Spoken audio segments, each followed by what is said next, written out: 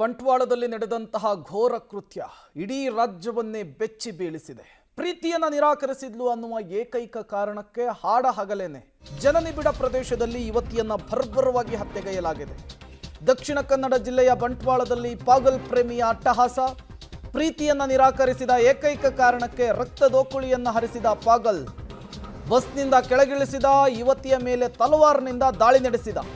ಭೀಕರ ದಾಳಿಗೆ ಸ್ಥಳದಲ್ಲಿಯೇ 20 ವರ್ಷದ ಲಾವಣ್ಯ ಉಸಿರು ಚೆಲ್ಲಿದ್ಲು. ಕೃತ್ಯದ ಬಳಿಕ ಕಾರಿನಲ್ಲಿ ಆರೋಪಿ ಚೇತನ್ ಗೌಡ ಎಸ್ಕೇಪ್ ಆಗಿದ್ದಾನೆ. ಆರೋಪಿ ಚೇತನ್ಗಾಗಿ ಪೊಲೀಸರು ಈಗ ತೀವ್ರ ಶೋಧವನ್ನು ನಡೆಸ್ತಾ ಇದ್ದಾರೆ. ಇನ್ವೆಸ್ಟಿಗೇಷನ್ಗೆ 3 ವಿಶೇಷ ತಂಡಗಳನ್ನು ಎಸ್ಪಿ ಅರುಣ್ ಕುಮಾರ್ ಅವರು ರಚನೆ ಮಾಡಿದ್ದಾರೆ.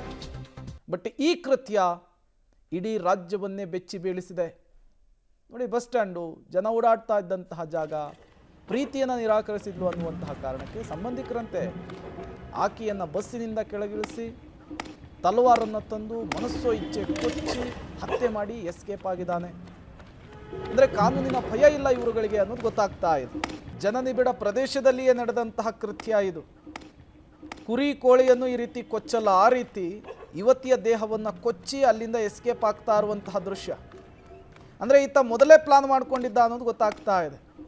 ತಲವಾರನ್ನು ತಂದಿದ್ದಾನೆ, ಆಕೆಯನ್ನು ಕರೆಸ್ಕೊಂಡಿದ್ದಾನೆ, ಮನಸ್ಸೋ ಇಚ್ಛೆ ಕೊಚ್ಚಿ ಆಕೆ ಸತ್ತ ನಂತರ ಅಲ್ಲಿಂದ ಓಡ್ತಾ ಇದ್ದಾನೆ.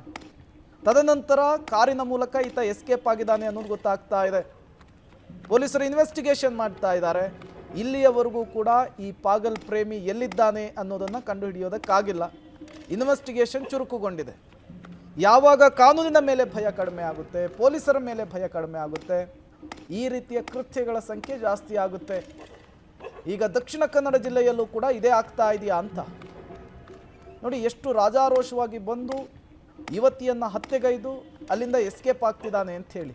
ಡೀಟೇಲ್ಸನ್ನು ಕೊಡೋದಕ್ಕೆ ಸುಖಪಾಲ್ ಸಂಪರ್ಕದಲ್ಲಿ ಜಾಯಿನ್ ಆಗಿದ್ದಾರೆ. ಸುಖಪಾಲ್, ನಿಜಕ್ಕೂ ಕೂಡ ಕಾನೂನಿನ ಮೇಲೆ, ಪೊಲೀಸರ ಮೇಲೆ ಯಾವಾಗ ಭಯ ಕಡಿಮೆ ಆಗುತ್ತೋ ಈ ರೀತಿಯ ಕೃತ್ಯಗಳ ಸಂಖ್ಯೆ ಜಾಸ್ತಿ ಆಗುತ್ತೆ. ಈ ಚೇತನನ್ನು ಹಿಡಿಯೋದಕ್ಕೆ ಪೊಲೀಸರು ಯಾವ ರೀತಿ ಕೆಲಸ ಮಾಡ್ತಾ ಇದ್ದಾರೆ, ಏನೆಲ್ಲ ಬೆಳವಣಿಗೆಗಳಾಗ್ತಾ ಇದೆ ಈ ಕೇಸ್ನಲ್ಲಿ ಅಂತ ಹೇಳಿ? ಹೌದು ಪ್ರೇಮ್, ಈಗ ನೀವು ಹೇಳಿದಾಗೆ ಪೊಲೀಸರ ಭಯ ಕಡಿಮೆ ಆಗಿದೆ ಅಂತ ಅನಿಸುತ್ತೆ. ಕಳೆದ 1 ತಿಂಗಳಲ್ಲಿ 2 ಪ್ರಕರಣ ಆಗಿರುವಂತದ್ದು. ಈ ಹಿಂದೇನು ಸಜೀಪದ ಹತ್ರ ಒಬ್ಬ ಮುಸ್ಲಿಂ ಯುವಕ ಮುಸ್ಲಿಂ ಯುವತಿಗೆ ಬಂದು ಇದೇ ರೀತಿ ಪ್ರೇಮ ವೈಫಲ್ಯ ಕಾರಣಕ್ಕಾಗಿ ಚೂರಿಯನ್ನ ಹಾಕಿರುವಂತದ್ದು. ಆ ಬಳಿಕ ಈಗ ಇದು ಒಂದು ಪ್ರಕರಣ ಆಗಿರುವಂತದ್ದು. ಈತ ನೇರವಾಗಿ ಆಕೆಯ ಸಂಬಂಧಿಕ ಚೇತನ್ ಗೌಡ ಅನ್ನುವಂಥವನು ಅವನು ಬಂದು ಏಕಾಏಕಿಯಾಗಿ ಆಕೆ ಪ್ರೀತಿಯನ್ನ ನಿರಾಕರಿಸಿದ್ಲು ಅನ್ನುವ ಕಾರಣಕ್ಕಾಗಿ ಕಳೆದ ಹಲವಾರು ದಿನಗಳಿಂದ ಆತ ಪೀಡಿಸ್ತಿದ್ದ ಈಕೆಗೆ ಪ್ರೀತಿ ಮಾಡಬೇಕು ಅನ್ನುವಂಥದ್ದು. ಆದ್ರೆ ಒನ್ ಸೈಡ್ ಲವ್ ಆಗಿರೋದ್ರಿಂದ ಆಕೆ ಒಪ್ತಾ ಇರ್ಲಿಲ್ಲ. ಆ ಕಾರಣಕ್ಕಾಗಿ ಆತ ಫಾಲೋ ಮಾಡ್ಕೊಂಡು ಬಂದು ನಿನ್ನೆ ಈ ರೀತಿಯಾದಂತ ಕೃತ್ಯವನ್ನ ರಾಜಾರೋಷವಾಗಿ, ಅದರಲ್ಲೂ ಹಾಡುವಾಗ್ಲಲ್ಲಿ ಅಷ್ಟೊಂದು ಜನರು ಇರುವಂತ ಸಂದರ್ಭದಲ್ಲಿ ಆತ ಏಕಾಏಕಿಯಾಗಿ ಈ ರೀತಿ ದಾಳಿ ಮಾಡಿ ಆಕೆಯನ್ನ ಹತ್ಯೆ ಮಾಡಿದ್ದಾನೆ. ಈತ ಸದ್ಯಕ್ಕೆ ಆತ ಅಲ್ಲಿಂದ ಕಾರ್ನ ಮೂಲಕ ಪರಾರಿಯಾಗಿದ್ದಾನೆ ಅನ್ನುವಂಥದ್ದು ಇರುವಂತ ಮಾಹಿತಿ. ಅಲ್ಲಿಂದ ಆತ ಕೃತ್ಯಕ್ಕೆ ಬಳಸಿರುವಂತ ಮಚ್ಚು ಆಗಿರ್ಬೋದು ಅಥವಾ ಅದನ್ನ ತಗೊಂಡ್ಬಂದಿರುವ ಚೀಲ ಆಗಿರ್ಬೋದು, ಜೊತೆಗೆ ಒಂದು ಮೊಬೈಲ್ ಅನ್ನು ಎಲ್ಲ ಅಲ್ಲಿ ಬಿಟ್ಟು ಆತ ಪರಾರಿಯಾಗಿದ್ದಾನೆ. ಪೊಲೀಸರು 3 ತಂಡಗಳಾಗಿ ಆತನನ್ನ ಹುಡುಕುವಂತ ಪ್ರಯತ್ನಗಳ ಮಾಡ್ತಾ ಇದ್ದಾರೆ. ಆದ್ರೆ ಆತ ತಕ್ಷಣಕ್ಕೆ ಅಲ್ಲಿಂದ ಪರಾರಿಯಾಗಿದ್ದಾನೆ. ಅಲ್ಲಿದ್ದವರು ಆತನನ್ನ ನೋಡಿದ್ದಾರೆ, ಗಮನಿಸಿದ್ದಾರೆ. ಆತ ಕಾರ್ನ ಮುಖಾಂತರ ಹೋಗುದು ಅನ್ನುವಂಥದ್ದನ್ನ ಗಮನಿಸಿದ್ದಾರೆ. ಆದ್ರೆ ಆತನನ್ನ ಹಿಡಿಯುವಂತ ಪ್ರಯತ್ನಗಳಾಗಿಲ್ಲ. ಆ ಬಳಿಕ ಈಗ ಆತ ತಲೆಮರೆಸಿಕೊಂಡಿದ್ದಾನೆ. ಆತನನ್ನ ಹುಡುಕುವಂತ ಪ್ರಯತ್ನಗಳನ್ನ ಪೊಲೀಸರು ಮಾಡ್ತಾ ಇದ್ದಾರೆ. ಇನ್ನೊಂದು ಕಡೆಯಿಂದ ಈಕೆಯ ಮೃತದೇಹ ಏನಿತ್ತು ಅದು ಬಂಟ್ವಾಳ ಸರ್ಕಾರಿ ಆಸ್ಪತ್ರೆಯಲ್ಲಿತ್ತು. ಅಲ್ಲಿಂದ ದೇರ್ಲಕಟ್ಟೆಯ ಖಾಸಗಿ ಆಸ್ಪತ್ರೆಗೆ ಮೃತದೇಹನ ಸಾಗಿಸಲಾಗಿದೆ. ಇವತ್ತು ಪೋಸ್ಟ್ ಮಾರ್ಟಮ್ ಆಗುತ್ತೆ.